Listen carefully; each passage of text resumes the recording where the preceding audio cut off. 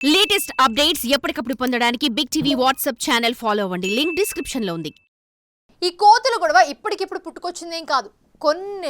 కొన్నాళ్లుగా ఎన్నో ఊళ్ళు ఈ సమస్యను ఎదుర్కొంటూ ఉన్నాయి. ఇప్పుడు మరీ ఎక్కువైపోయింది. ఒక్కో చోట చూస్తూ ఉంటే అడవిలో ఉన్న కోతులని కూడా ఊళ్ళలోకి వచ్చేస్తాయా అనే అనుమానం కూడా కలుగుతోంది. ఊళ్ళో అయితే చేతిలో కర్ర లేకుండా జనం బయటకే రావడం లేదంటే కోతుల బెడద ఏ స్థాయిలో ఉందో అర్థం చేసుకోవచ్చు. మరి ఈ కోతులు తిరిగి అడవులకు వెళ్ళాలంటే ఏం చేయాలి?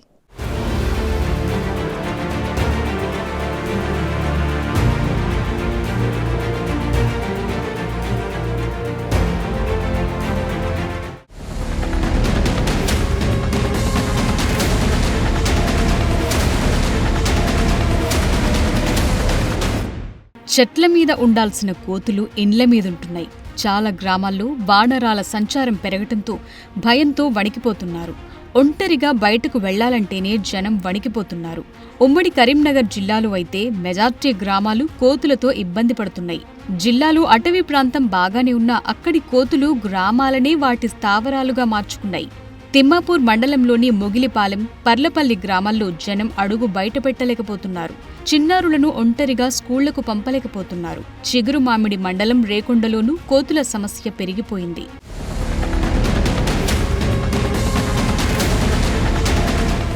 రోజురోజుకు ఊళ్లల్లో కోతుల సంఖ్య పెరుగుతోంది. గుంపులుగా వచ్చి గ్రామాల్లో స్వైరవిహారం చేస్తున్నాయి.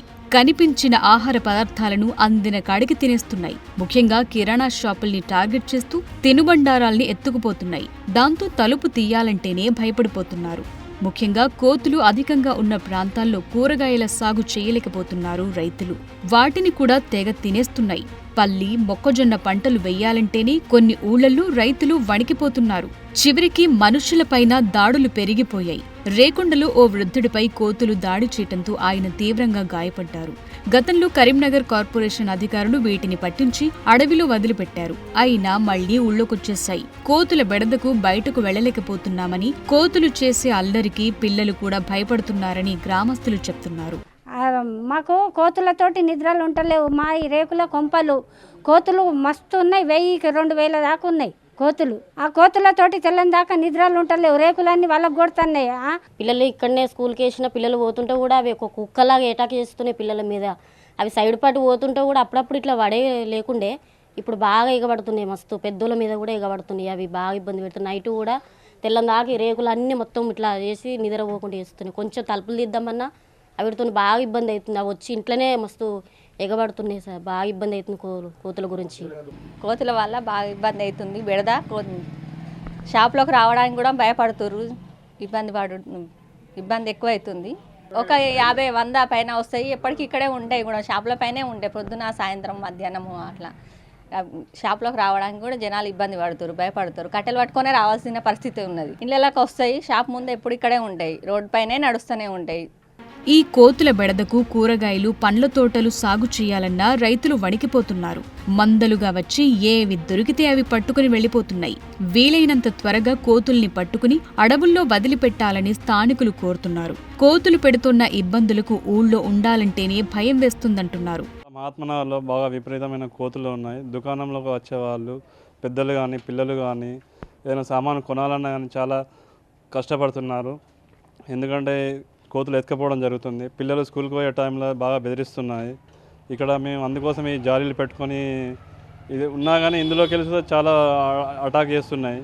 దీనికి తక్షణమే గ్రామ పంచాయతీ కానీ, ఎమ్మెల్యే కానీ, గవర్నమెంట్ ఏదైనా చర్యలు తీసుకోవాలని కోరుకుంటున్నాం. విపరీతమైన కోతులు మరి కుక్కల బెడద ఉంది కాబట్టి వారి నుంచి ప్రజలకు అపాయం జరుగుతుంది. కోతులు ఇండ్లపై కప్పులను తీసేయడము, మనుషులను కూడా కరవడం జరుగుతుంది. కాబట్టి అటవీ శాఖ అధికారులకు కానీ, ఇతర మున్సిపల్ శాఖ అధికారులకు కానీ దయచేసి జిల్లా కలెక్టర్ గారు కానీ తగిన విధంగా చర్య తీసుకొని ఈ కోతులను, కుక్కలను మా ఏరియాలో లేకుండా చేయవలసిందిగా మనవి చేస్తూ కరీంనగర్ జిల్లాలో కోతుల బెడద ఇంతలా పెరగటానికి కారణం లేకపోలేదు. 10 ఏళ్లుగా ఇక్కడ గ్రానైట్ వ్యాపారం పెరిగిపోయింది. కొండలు గుట్టలను తవ్వేస్తుండటంతో అటవీ సంపదంతా నిర్వీర్యమైపోతోంది. చెట్లన్నీ నేలకొరిగి అటవీ ప్రాంతం తగ్గుతూ వస్తోంది. నీటి చెలిమలు ఎండిపోయాయి. పండ్ల చెట్లు కానరాకుండా పోయాయి. గ్రానైట్ తవ్వకాలతో కొండల రూపురేఖలే మారిపోయాయి. ఇక ఆహారం కోసం కోతులన్నీ ఊళ్ల మీదకొస్తున్నాయి. ఇక్కడ ఏం దొరికితే వాటితో కడుపు నింపుకుంటున్నాయి. అలా కొన్ని ఉన్న ఊళ్లలోనే ఉండిపోతే ఇంకొన్ని ఒక్కో ఊరు తిరుగుతూ చివరకు పట్టణాలు నగరాల్లోకొచ్చేస్తున్నాయి. జనావాసాల్లో హంగామా సృష్టిస్తున్నాయి.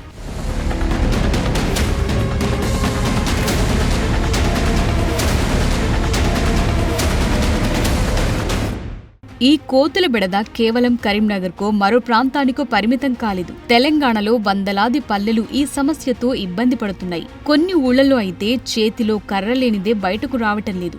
ఇందుకు ఊళ్ల పక్కనుండే అటవీ ప్రాంతం తగ్గిపోవటమే ప్రధాన కారణంగా కనిపిస్తోంది.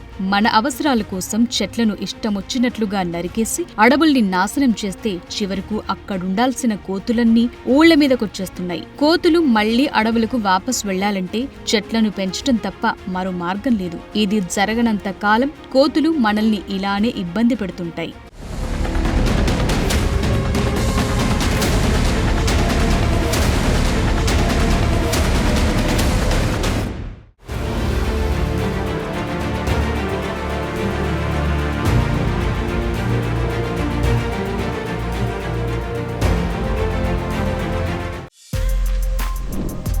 For more videos like this, subscribe Big TV channel.